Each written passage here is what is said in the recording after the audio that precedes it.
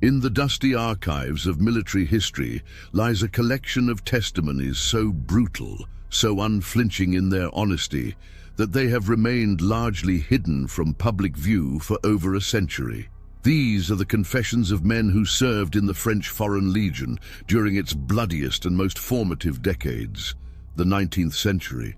Their words reveal not tales of glory and honor, but accounts of survival, savagery, and the complete erosion of human dignity in the service of French imperial ambitions. The French Foreign Legion was never intended to be a noble institution. Created by royal decree on March 9, 1831, under King Louis-Philippe, it served a dual purpose that would define its character for generations. Officially, it was established as an infantry force, composed entirely of foreign nationals to serve French interests overseas. Unofficially, it was a convenient method of ridding France of political dissidents, revolutionaries, criminals, and other undesirable elements who might otherwise destabilize the homeland. From its very inception, the Legion attracted men with nothing left to lose, deserters from other armies, failed revolutionaries, murderers fleeing justice, and the dispossessed of Europe. These were not patriots fighting for a cause they believed in, but desperate souls seeking either redemption or oblivion. The French government understood this perfectly, viewing the Legion as expendable human material that could be deployed to the most dangerous corners of their expanding empire without domestic political consequences. The Legion's early years were marked by catastrophic losses that would have destroyed any conventional military unit. Within months of its formation, thousands of legionnaires were shipped to Algeria, where they faced not only fierce resistance from local populations, but also diseases for which they had no immunity, and conditions that tested the limits of human endurance. Yet it was precisely these brutal circumstances that forged the Legion's legendary reputation and gave birth to the testimonies that would later shock even hardened military historians. What emerges from these confessions is a picture of warfare and military life so savage that it challenges our understanding of what civilized nations were willing to inflict in pursuit of empire. The accounts speak of executions carried out by fellow soldiers, of wounded comrades abandoned to die, of prisoners tortured for information, and of a military culture that not only accepted but actively encouraged brutality as a necessary tool of survival and conquest. These testimonies were not written as propaganda or heroic memoirs, but as private confessions, letters to family, diary entries, and deathbed accounts that were never intended for public consumption. They were discovered decades later by historians sifting through military archives, personal collections, and the papers of chaplains who served alongside the Legion. Their authenticity is verified by cross-referencing with official military records, medical reports, and contemporary accounts from other sources. The geographical scope of these confessions spans the Legion's early theaters of operation: the brutal conquest of Algeria, the devastating intervention in the Spanish Carlist Wars, and the savage campaigns in French Indochina. Each theater produced its own particular horrors, documented with disturbing clarity by men who had witnessed the complete breakdown of conventional military ethics and human decency. Understanding these confessions requires us to confront uncomfortable truths about the nature of colonial warfare and the human cost of imperial expansion. These accounts reveal that the brutalities committed by the French Foreign Legion were not aberrations or the actions of rogue individuals, but systematic practices that emerged from the unique circumstances of their deployment and the desperate character of the men who served in its ranks. They force us to examine how quickly civilized society's veneer can be stripped away when survival becomes the only moral imperative. The birth of desperation. The royal decree that created the French Foreign Legion emerged from a convergence of domestic political pressures and imperial ambitions that would shape the unit's brutal character from its very first day. King Louis-Philippe faced a France still reeling from revolutionary upheavals, where political dissidents, failed conspirators, and social outcasts posed constant threats to stability. The Legion offered an elegant solution: transform these troublesome elements into instruments of French expansion overseas, removing them from domestic politics while exploiting their desperation for the Empire's benefit. The recruitment process itself was designed to attract society's most desperate men. Unlike regular French army units that maintained standards of citizenship, background, and character, the Legion accepted anyone willing to sign a 5-year contract, regardless of their past crimes or current circumstances. Recruitment officers set up stations in seedy districts of major European cities, targeting men fleeing debts, criminal charges, or broken lives. The only requirements were physical fitness and a willingness to abandon one's previous identity. Even one's name could be changed upon enlistment. Colonel Christophe Négrier, one of the Legion's early commanders, wrote in his private correspondence that the unit was composed of the refuse of all nations, men who had burned their bridges and sought either death or a new life in service to France. His clinical assessment of the legionnaires under his command revealed men driven by motivations far removed from patriotic duty: German deserters fleeing court-martial, Italian Republicans escaping Austrian persecution, Spanish Carlists avoiding execution, and French criminals seeking amnesty through military service. The physical appearance of early legionnaires shocked even veteran French officers accustomed to rough soldiers. Captain Jean-Baptiste Flandin described his first sight of a newly arrived Legion company in Algeria. They arrived more resembling convicts than soldiers, gaunt, desperate men with the hollow eyes of those who had seen too much and lost everything. Many bore scars from previous conflicts or punishments, and their uniforms hung loose on frames, wasted by poverty and hardship. The Legion's command structure reflected its expendable nature. French officers were assigned to lead the foreign enlisted men, but these positions were often filled by individuals whose own careers had stalled due to disciplinary problems, political unreliability, or social disgrace. This created a toxic dynamic where desperate men were led by compromised officers, resulting in a unit that operated outside normal military conventions from its earliest days. Training was brutal by design, intended not to build conventional soldiers, but to forge survivors capable of operating in the Empire's most hostile environments. Sergeant Major Henri Zimmermann's diary, discovered in 1987, describes training regimens that included 20-hour marches in full equipment, live-fire exercises with minimal safety precautions, and combat scenarios that resulted in actual casualties among recruits. "We were not being trained to fight," Zimmermann wrote, "but to endure whatever hell the Empire might send us into." The psychological conditioning that accompanied this physical training was equally harsh. Legionnaires were systematically isolated from their previous identities and relationships, forbidden from discussing their pasts, and encouraged to view their former lives as dead. This psychological death and rebirth created men who had severed connections with normal moral and social constraints, viewing themselves as already beyond redemption and therefore capable of any action necessary for survival. The economic reality of Legion service completed the picture of desperation that would define the unit's character. While French soldiers served for modest pay and eventual pensions, Legionnaires received minimal compensation and faced uncertain futures upon discharge. Many re-enlisted repeatedly, not out of loyalty to France, but because military service had rendered them unfit for civilian life. Captain Maurice Leclerc observed that veteran legionnaires existed in a state of permanent exile from normal society, bound to the Legion not by duty, but by their complete inability to imagine any other existence. Indeed, the Algerian Crucible. The French conquest of Algeria became the crucible in which the Legion's brutal character was forged, and its most disturbing practices were born. Beginning in 1830, France launched what would become a decades-long campaign to subdue North African resistance, deploying the newly formed Legion as expendable shock troops in a conflict that would test the limits of human endurance and moral boundaries. The initial deployment to Algeria in 1831 immediately exposed the Legion to conditions that would have challenged even veteran units.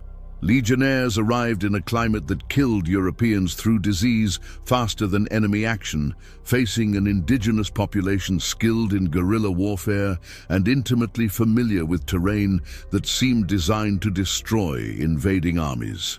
Within months of arrival, entire companies had been decimated not by combat, but by dysentery, typhus, and heat stroke that turned French military camps into open-air morgues.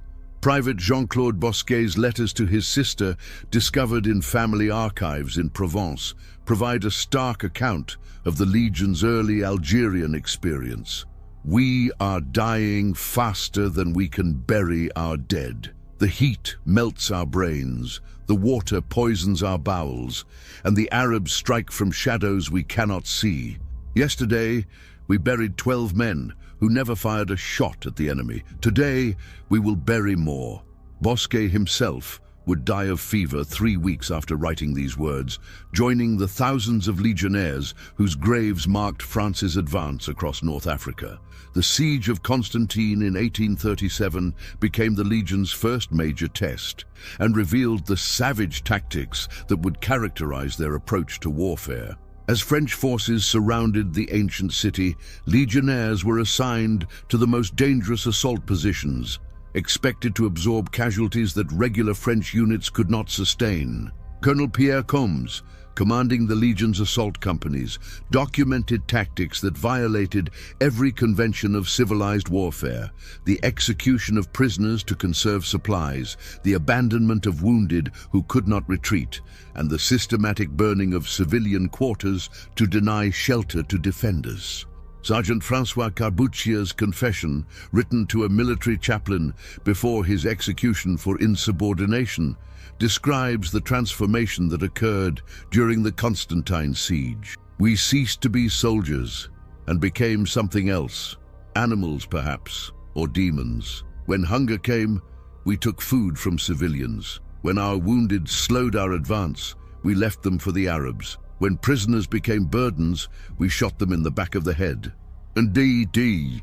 Carbuccia's account details how these practices became normalized within Legion companies, viewed not as atrocities, but as necessary adaptations to impossible circumstances. The psychological impact of Algerian warfare on Legion survivors created a cadre of men fundamentally changed by their experiences. Dr.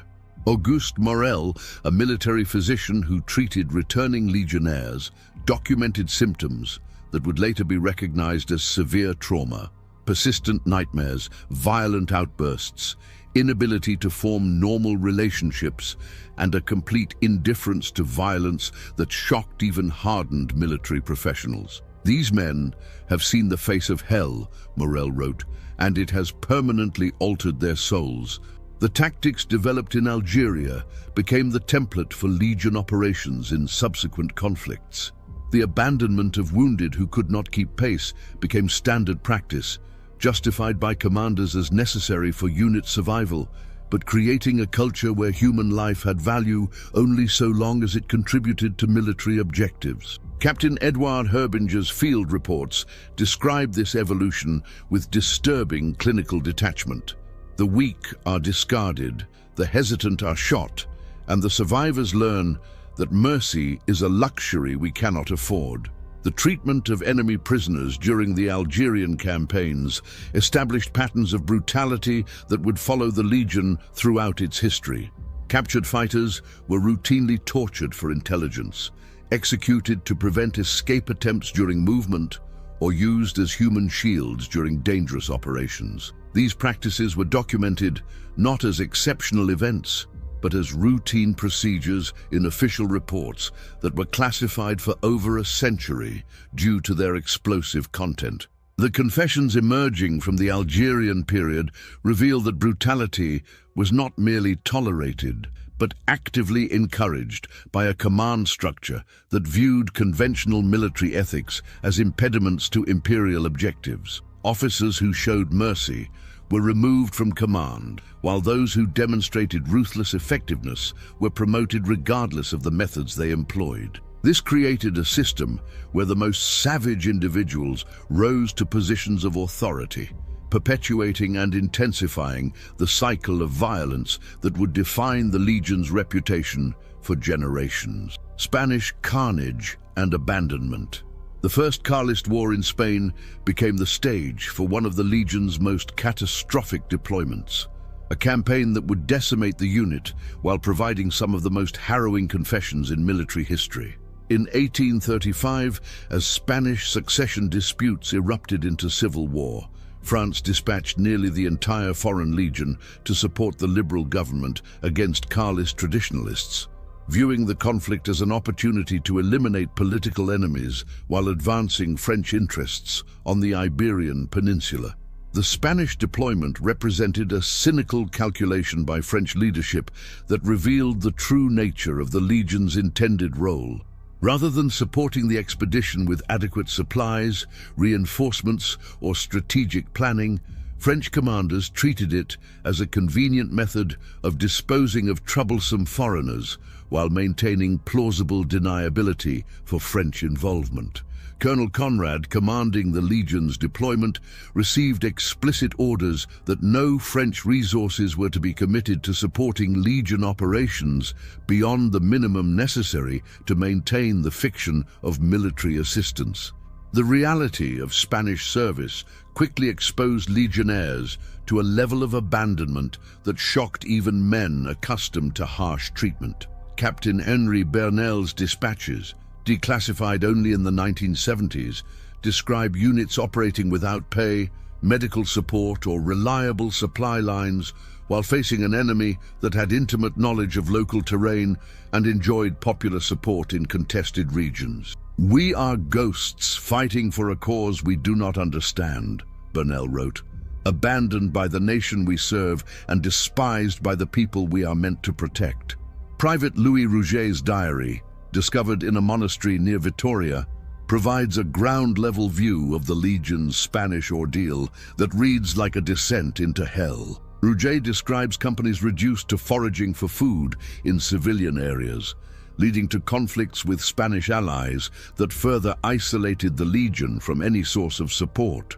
"We steal from those we came to help," he wrote, "and they curse us in languages we do not speak while we die, for reasons no one can explain."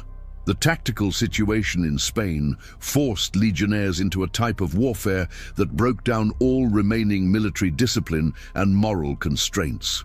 Facing Carlist forces that employed guerrilla tactics, took no prisoners, and enjoyed sanctuary in mountainous terrain that favored defenders, Legion units adapted by adopting equally savage methods.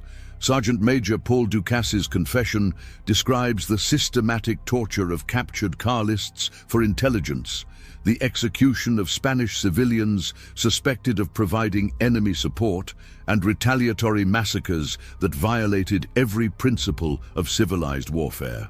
The psychological pressure of fighting an unpopular war with inadequate support created conditions that drove many legionnaires to complete mental breakdown. Father Miguel Santamaria, a Spanish priest who ministered to Legion casualties, documented cases of soldiers who had suffered complete psychological collapse.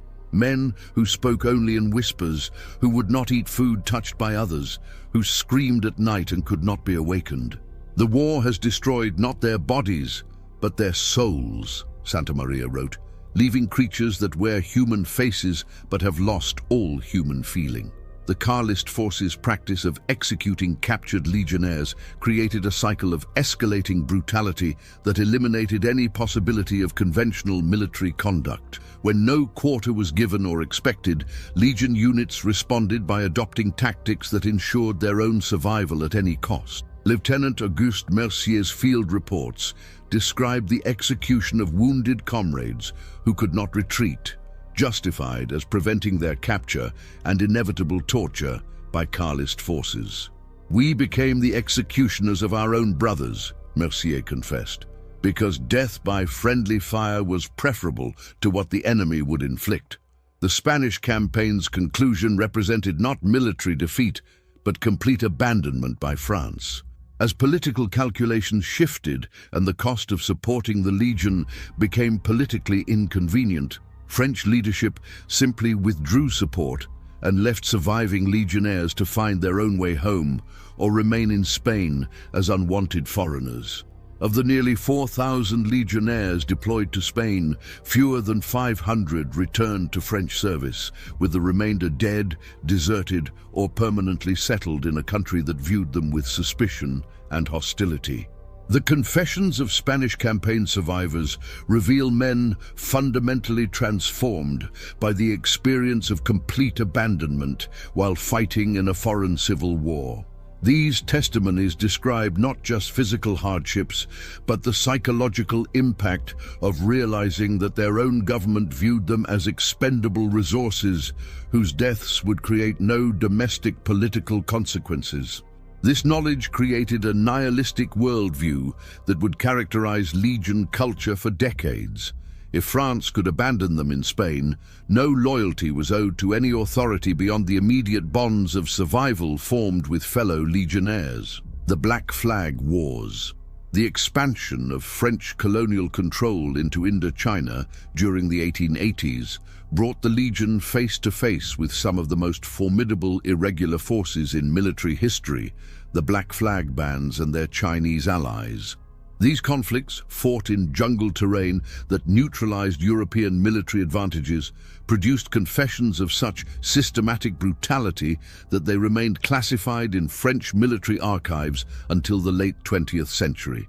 The Black Flag bands, originally Chinese soldiers who had fled their homeland after the Taiping Rebellion, had evolved into sophisticated military organizations that combined conventional tactics with guerrilla warfare, perfectly adapted to Indo-Chinese conditions. Led by commanders like Liu Yongfu, these forces understood that European armies could be defeated not through direct confrontation, but through systematic attrition that exploited their unfamiliarity with local conditions and dependence on vulnerable supply lines.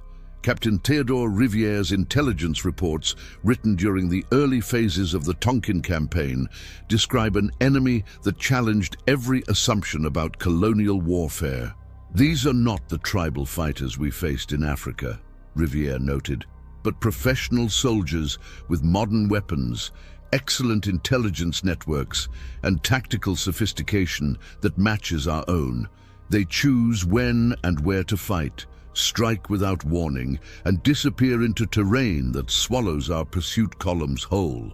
The defense of Tuyanquang in 1885 became the crucible that tested the Legion against the Black Flag's most sophisticated assault. For months, a small garrison of legionnaires held a fortified position while enemy engineers dug tunnels beneath their defenses, planted massive mines, and conducted siege operations that demonstrated remarkable technical expertise. Sergeant Major Claude Grandidier's day-by-day account of the siege reads like a descent into madness, describing underground warfare in tunnels where men fought with knives and bayonets in complete darkness. The psychological warfare employed by the Black Flags pushed legionnaires beyond the breaking point. Enemy forces would display the mutilated corpses of captured legionnaires within sight of French positions, accompanied by the screams of prisoners being tortured to death just beyond the range of rescue attempts. Private Antoine Mercier's confession describes how these tactics broke the minds of even veteran soldiers. "We could hear our comrades dying for days, calling for help we could not provide, begging for death we could not grant them. Some of our own men shot themselves rather than risk such a fate." The tunnel warfare that characterized many Indo-Chinese engagements created conditions of horror that challenged human sanity. Corporal Jean-Baptiste Zimmermann's account of fighting in the tunnels beneath Tuyanquang describes combat in spaces so confined that men could not swing weapons, where the dead could not be removed, and the living fought while standing on the corpses of friends and enemies alike. "In the tunnels, we ceased to be human," Zimmermann wrote, becoming creatures that existed only to kill or die in darkness that seemed to have no end. The Black Flag's intelligence networks, which included French-educated Vietnamese who could read intercepted communications and predict French tactical movements, created a level of strategic disadvantage that drove Legion commanders to desperate measures. Colonel Henry Laurent's classified reports described the systematic torture of suspected informants, the burning of entire villages believed to harbor enemy agents, and the execution of Vietnamese civilians whose only crime was literacy in French. "We strike at shadows," Laurent admitted, "killing innocents because we cannot identify the guilty." The jungle environment of Indochina eliminated many traditional military advantages while creating new forms of suffering that tested human endurance. Disease killed more legionnaires than enemy action, with malaria, dysentery and tropical infections reducing entire companies to walking corpses who continued fighting only because rest meant certain death. Dr. Paul Roux, the expedition's chief medical officer, documented mortality rates that approached 80% in some units, with survivors often permanently damaged by diseases for which no effective treatment existed. The adaptation to jungle warfare required legionnaires to abandon conventional tactics and adopt methods that horrified even hardened veterans of African campaigns. Silent movement through dense undergrowth, the use of poisoned weapons adapted from local practices, and the employment of torture techniques learned from interrogating captured Black Flag soldiers all became standard practices that were documented in field manuals that remained classified for decades. The confessions emerging from the Black Flag Wars reveal a transformation in Legion culture that went beyond previous adaptations to harsh conditions. The combination of sophisticated enemy opposition, environmental challenges that killed indiscriminately, and complete isolation from European civilization created a military unit that operated according to rules that bore no resemblance to conventional warfare. These men had crossed a threshold from which there could be no return to normal military service or civilian life: the culture of vengeance. By the late 1880s, the accumulated experiences of Algeria, Spain, and Indochina had created within the French Foreign Legion a military culture unlike any other in European armies. This was not merely a matter of harsh discipline or brutal tactics, but a fundamental transformation in how legionnaires viewed themselves, their enemies, and the nature of warfare itself. The confessions from this period reveal men who had moved beyond conventional military ethics into a realm where vengeance became both tactical doctrine and psychological necessity. The Legion's code of vengeance emerged from practical necessities that gradually became ingrained cultural practices. When operating in hostile territory, where capture meant torture and execution, the taking of prisoners became not just dangerous, but actively counterproductive. Captain Louis Herbinger's tactical manual, circulated only within Legion units, explicitly stated that mercy shown to enemies will be interpreted as weakness and will result in increased casualties among our own men. This philosophy quickly evolved beyond mere tactical consideration into a fundamental aspect of Legion identity. The abandonment of wounded comrades, initially justified as military necessity, became ritualized into a practice that combined practical considerations with twisted concepts of honor. Sergeant Major Auguste Delacroix's confession describes the execution of seriously wounded legionnaires not as acts of mercy, but as assertions of power over their own fate. "We refuse to allow our enemies the satisfaction of our suffering," Delacroix wrote, "choosing death on our own terms rather than submission to their brutality." These killings were accompanied by ceremonies that transformed murder into martyrdom, creating psychological frameworks that allowed survivors to process acts that would have horrified civilian society.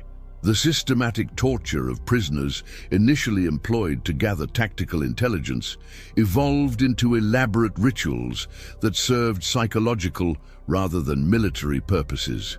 Father Antoine Moreau, a military chaplain who witnessed these practices, documented techniques that were designed not to extract information, but to provide psychological release for legionnaires traumatized by their own losses. They torture not to learn, Moreau observed, but to transfer their own pain onto others, seeking relief through the infliction of suffering they have endured themselves. The collection of trophies from fallen enemies became another manifestation of this culture of vengeance that revealed the depth of psychological transformation within Legion ranks. Private Henri Bouchard's inventory of his personal effects, conducted before his death from fever, lists human ears, scalps, and finger bones taken from Black Flag soldiers, Chinese troops, and Arab fighters. These items were not collected as proof of kills for military recognition, but as personal totems that provided psychological comfort through physical connection to defeated enemies. The development of a distinct Legion language and ritual practice demonstrated how completely these men had separated themselves from European civilization. Words and phrases developed within Legion units often had no equivalent in standard French, describing concepts and experiences that existed only within their unique military culture.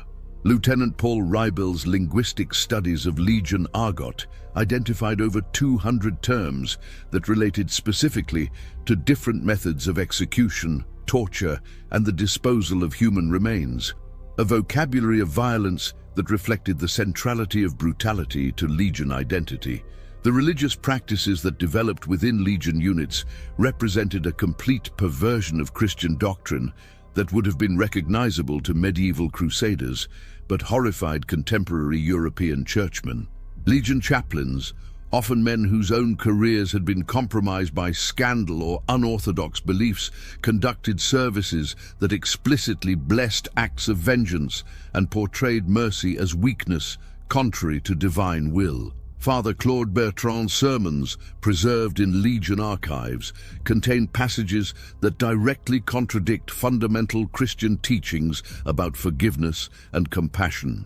The Brotherhood of Blood, an informal organization that developed within Legion ranks, created bonds between legionnaires that superseded all other loyalties, including those owed to France or military authority. Members of this brotherhood swore oaths to avenge fallen comrades regardless of military orders, political considerations, or personal cost.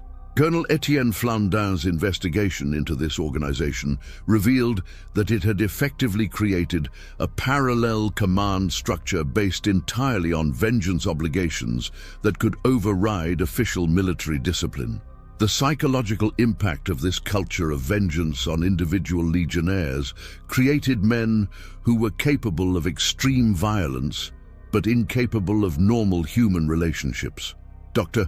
Maurice Lécrivain's study of Legion veterans who had returned to civilian life documented individuals who could not form emotional attachments, who responded to minor provocations with lethal violence, and who suffered from persistent delusions that they were under attack by enemies who had been dead for years.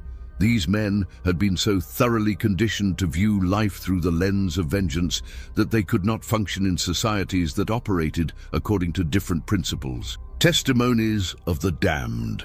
The personal accounts left by individual legionnaires provide the most disturbing window into the psychological and moral transformation that military service in the 19th century Foreign Legion inflicted upon human beings. These testimonies, written as private confessions, deathbed statements, and letters never intended for public view, reveal the internal experience of men who had crossed moral boundaries from which there could be no return.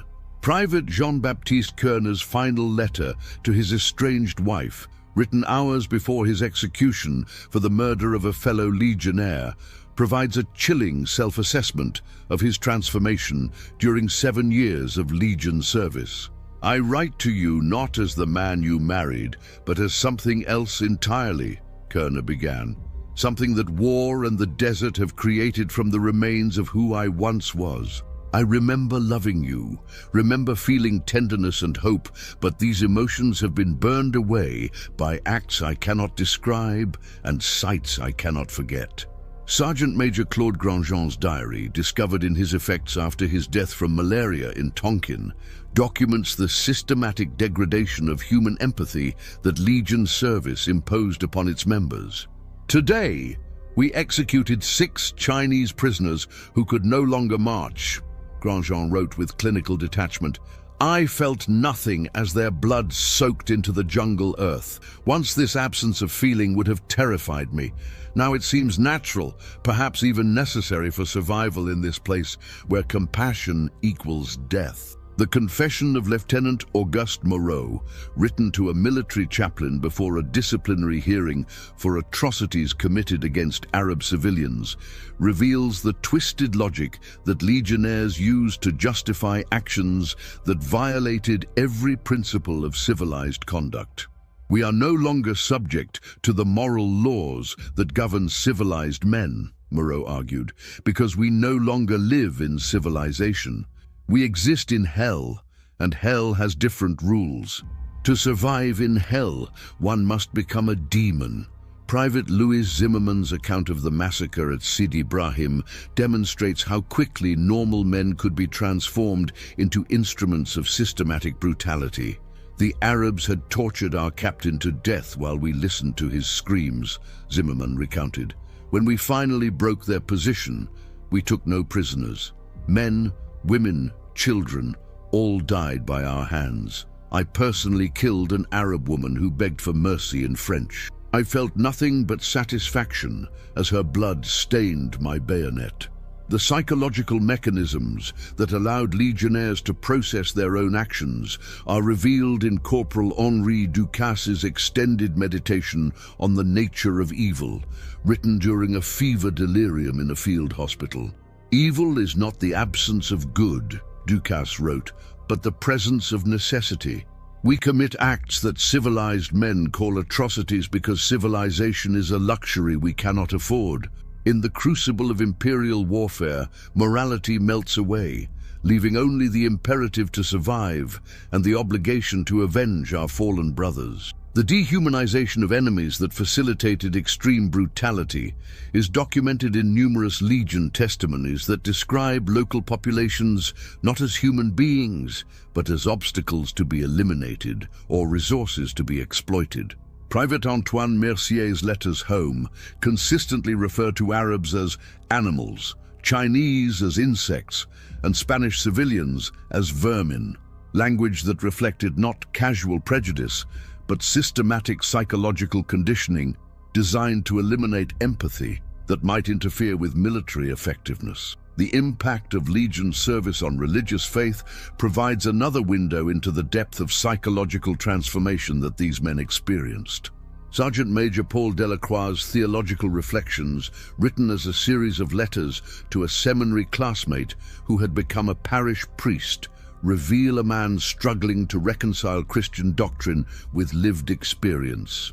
"If God exists," Delacroix wrote, "he has abandoned this place and these people to forces that mock his supposed love and mercy. We serve not divine justice, but imperial necessity, and our souls are the price of French civilization in the colonies." The testimonies also reveal the complete breakdown of traditional military hierarchy and discipline that occurred when Legion units operated beyond the oversight of conventional military authority. Lieutenant Edouard Herbinger's account of a mutiny against his own captain describes soldiers who had become accountable only to their own conception of honor and survival. Discipline collapsed not through cowardice, but through the realization that our officers were as lost as we were, Herbinger observed. Authority based on rank meant nothing when death was the common fate of all, regardless of position. These confessions collectively paint a picture of military service that permanently damaged every man who survived it, creating individuals who could never again function as normal members of civilized society. The testimonies describe not heroic soldiers defending their nation, but broken human beings who had been systematically stripped of their humanity in service to imperial ambitions that they neither understood nor supported. The mechanics of brutality. The systematic brutality that characterized the 19th century French Foreign Legion was not the result of individual pathology or momentary lapses in discipline, but emerged from carefully developed institutional practices designed to transform ordinary men into instruments of imperial violence. The confessions of Legion veterans reveal the specific mechanisms through which human beings were conditioned to commit acts that would have been unthinkable in civilian life. The initiation process for new legionnaires served as the first stage in breaking down conventional moral constraints.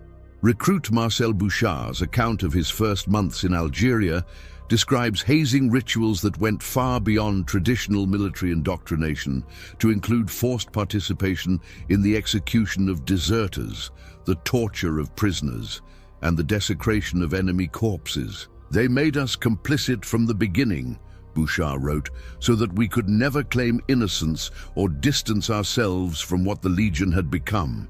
The practice of collective punishment created psychological dynamics that eliminated individual moral agency by making survival dependent on group solidarity.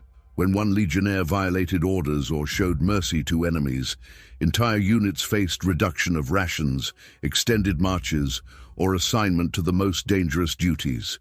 Sergeant Major Louis Grandjean's testimony describes how this system created peer pressure that enforced brutality more effectively than direct commands. "We policed ourselves," Grandjean admitted, "because compassion shown by one man could mean death for all." The rotation of personnel through different types of atrocities ensured that no legionnaire could maintain psychological distance from the Legion's most brutal practices. Captain Théodore Riviere's duty rosters, preserved in classified military archives, reveal systematic assignment of soldiers to executions, torture sessions, and punitive operations against civilians. "Every man must blood his hands," Riviere explained in a letter to his superiors, "so that none can claim moral superiority over his comrades or challenge the necessity of our methods." The development of specialized vocabulary and ritual practices surrounding violence created cultural frameworks that normalized extreme brutality. Private Henri Zimmermann's glossary of Legion terms, compiled during his service in Indochina, includes over 50 different words for various methods of execution, torture, and corpse disposal. These terms were not merely descriptive, but carried moral valences that portrayed brutality as professional competence and mercy as dangerous weakness. The medical corps played a crucial role in maintaining the Legion's capacity for violence by developing treatments that kept traumatized soldiers functional while preventing psychological recovery that might lead to moral awakening. Dr. Auguste Moreau's clinical notes describe therapeutic interventions designed not to heal trauma, but to channel it into productive aggression against designated enemies. "We treat not to cure, but to maintain combat effectiveness," Moreau wrote, "healing the body while preserving the rage that makes these men useful instruments of imperial policy." The Legion's justice system abandoned conventional military law in favor of summary proceedings that reinforced the culture of brutality. Trials for military crimes became rituals that celebrated violence while punishing weakness or humanitarian impulses. Lieutenant Paul Reibel's account of a court-martial for the murder of Arab civilians describes a proceeding where the accused was acquitted, not because he was innocent, but because his victims were deemed unworthy of legal protection. The systematic dehumanization of enemy populations required constant reinforcement through propaganda, ritual practices, and psychological conditioning that went far beyond normal military training.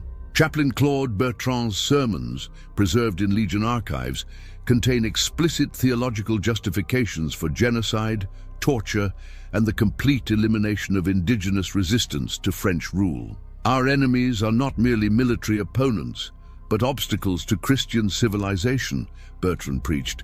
"Their destruction is not murder, but divine mandate." Nares The creation of false historical narratives that portrayed Legion brutalities as heroic actions required the participation of military historians, journalists, and government officials in systematic deception designed to maintain public support for imperial policies. Colonel Etienne Flandin's correspondence with Parisian newspaper editors reveals coordination between military authorities and civilian media to suppress accounts of atrocities while promoting stories that portrayed legionnaires as heroic defenders of French civilization.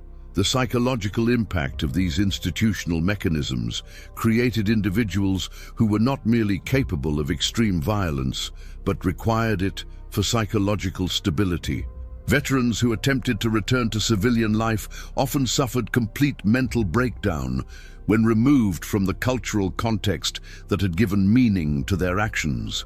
Dr. Maurice Lecrivain's study of discharged legionnaires found that over 70% became either chronic alcoholics, violent criminals, or committed suicide within 5 years of leaving military service.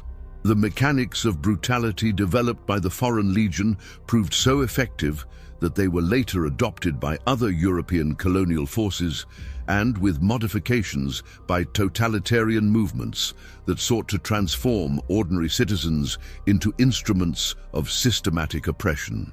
The testimonies of Legion veterans provide a blueprint for understanding how civilized societies can create institutions that systematically strip away human moral constraints while maintaining the fiction that such violence serves noble purposes.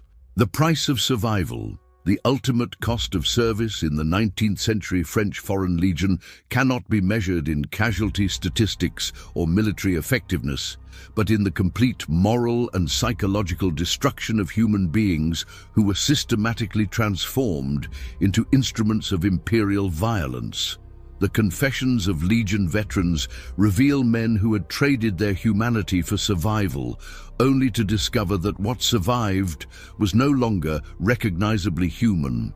The physical toll of Legion service was documented in military medical records that revealed mortality rates approaching those of medieval armies. Dr. Paul Roux's comprehensive study of Legion casualties in Indochina found that disease killed 3 times as many men as enemy action, with malaria, dysentery, and tropical infections creating a medical environment where death was not merely possible, but statistically inevitable. We were dying organisms from the moment we set foot in these colonies, wrote Private Auguste Mercier. The only question was whether we would die quickly through violence or slowly through disease. The psychological damage inflicted by Legion service proved even more devastating than physical casualties. Veterans who survived their contracts returned to Europe as broken men incapable of normal human relationships or civilian employment. Father Miguel Santamaria, who ministered to former legionnaires in Marseille, documented cases of men who had lost the ability to experience normal human emotions, who responded to minor provocations with lethal violence, and who suffered from persistent delusions that they remained under attack by enemies who had been dead for years. The economic exploitation of legionnaires created a system where men sold their lives in installments while receiving compensation that barely covered subsistence needs. Unlike regular French soldiers who served for defined periods with guaranteed pensions, legionnaires existed in a state of perpetual indebtedness to military authorities who controlled every aspect of their existence. Private Jean-Claude Bosquet's financial records, preserved in family archives, show a man who served 7 years in Africa and Asia while accumulating debts for equipment, medical care, and basic necessities that exceeded his total pay by over 300%. The social isolation imposed on Legion veterans created a permanent underclass of men who could neither return to their countries of origin nor integrate into French society. Former legionnaires were viewed with suspicion by civilian authorities, who understood that these men had been systematically brutalized and might pose threats to public order. Captain Henri Bernel's post-service correspondence reveals a man desperate for employment but rejected by every civilian institution that learned of his military background. "We are ghosts haunting the margins of the civilization we served," Burnell wrote. "Too dangerous for normal society, but too damaged to serve any useful purpose." The impact of Legion service on family relationships provides another measure of the human cost of imperial military service. The letters of Marie Kerner, widow of executed legionnaire Jean-Baptiste Kerner, describe a man who returned from Africa as a stranger incapable of normal human affection. "The man who came back was not my husband," she wrote, "but something wearing his face that had forgotten how to love or be loved. He spoke only of death and violence, saw enemies in every shadow, and could not bear to be touched by human hands." The sexual violence that characterized Legion operations created additional layers of trauma that destroyed any possibility of normal, intimate relationships. The testimonies describe systematic rape as a weapon of war, forced prostitution of captured women, and sexual torture techniques that were employed not for military advantage, but for psychological gratification. Sergeant Major Claude Grandidier's confession includes detailed accounts of sexual atrocities that he describes with the same clinical detachment used for other forms of violence, revealing the complete moral numbness that Legion service imposed upon its veterans. The addiction to violence that developed among long-term legionnaires created men who could not function in peaceful environments, but required constant conflict to maintain psychological stability. Dr. Auguste Moreau's clinical observations describe veterans who deliberately provoked fights with civilians, who volunteered for the most dangerous military assignments, and who seemed incapable of experiencing satisfaction except through the infliction of pain on others. "They have become addicted to brutality," Moreau noted, "requiring ever-increasing doses of violence to achieve the psychological equilibrium that normal men find through peaceful activities." The spiritual dimension of Legion service created additional forms of damage that went beyond psychological trauma to encompass fundamental questions about human nature and divine justice. The confessions reveal men who had lost all religious faith through witnessing and participating in atrocities that seemed to mock any conception of benevolent divine authority. Private Louis Rouget's theological reflections, written during a fever delirium, conclude that God either does not exist or is a sadist who delights in human suffering. Either way, prayer is useless and morality is an illusion. The multi-generational impact of Legion service extended the human cost beyond individual veterans to their families and communities. The children of former legionnaires, raised by fathers incapable of normal emotional expression and traumatized by experiences they could neither understand nor discuss, often developed their own psychological problems that perpetuated cycles of violence and dysfunction. Social worker Marie-Claire Dubois documented families where Legion veterans had transmitted their trauma to children who had never experienced warfare, but exhibited symptoms identical to those of combat veterans. The ultimate price of survival in the Foreign Legion was the complete transformation of human beings into something that could no longer be considered fully human. The testimonies reveal men who had retained the physical appearance and basic cognitive functions of human beings, while losing the emotional, moral, and spiritual qualities that define humanity. They had survived their service, but what survived bore only superficial resemblance to what they had been before, donning the Legion's uniform and crossing the threshold into imperial violence.